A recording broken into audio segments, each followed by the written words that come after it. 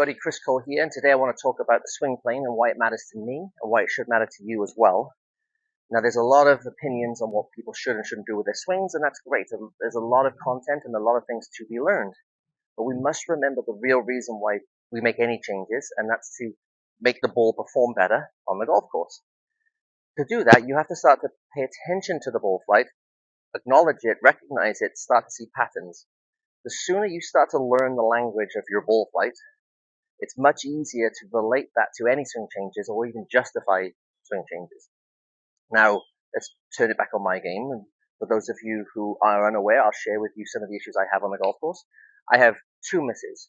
First miss almost comes every time in order like this. It's a little push right to the target. Okay? And as the round progresses, I will try to fix that. And that push eventually becomes a hook.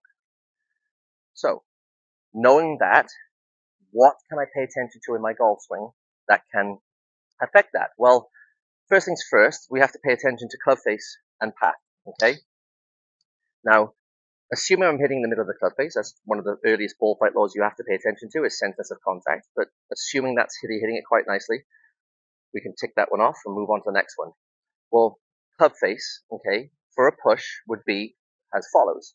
If you could imagine a target line, and the club face pointing at the target line there, 0.0 degrees is straight at the target here.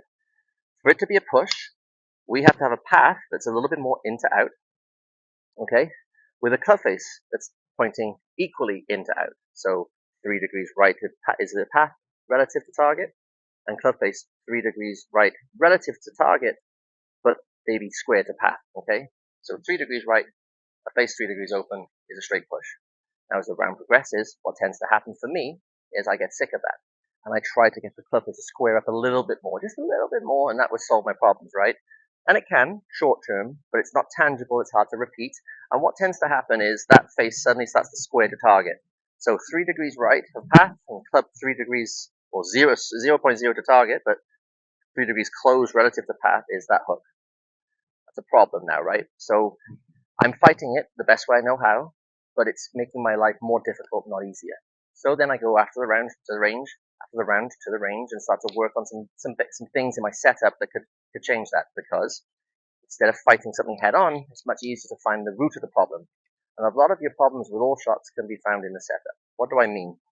Well, the swing plane is a line that we draw at address here from the golf ball running through the player's right elbow if they're right-handed, left elbow if they're left-handed, splitting the body in the middle here, about a 45-degree angle from the ground. And what we want to see, if we can, doesn't have to be perfect, but ideally, a club head and handle that travel seamlessly up said path, back down and around. That's what we'd like to see, okay?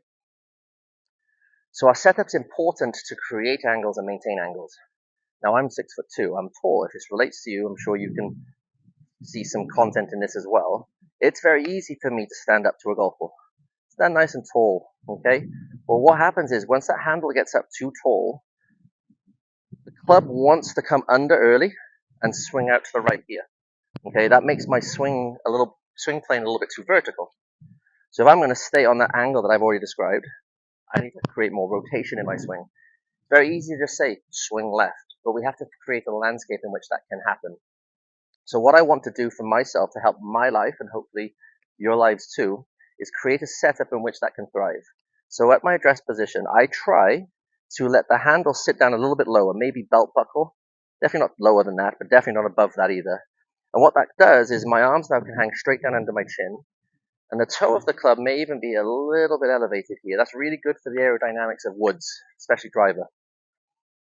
And then once I'm in that position, okay, it's very easy for me to take it back with the club head a little bit more in front of the hands on the way back, setting beautifully here, and more importantly, exiting more around the corner. Because I'm creating a flatter angle here, it's much easier to stay on plane through the release. So let me see if I can demonstrate a three-wood here, see if I can create those angles. So handle low, belt buckle, okay, weight nice and neutral, good setup, good posture. Let's try to stay on plane.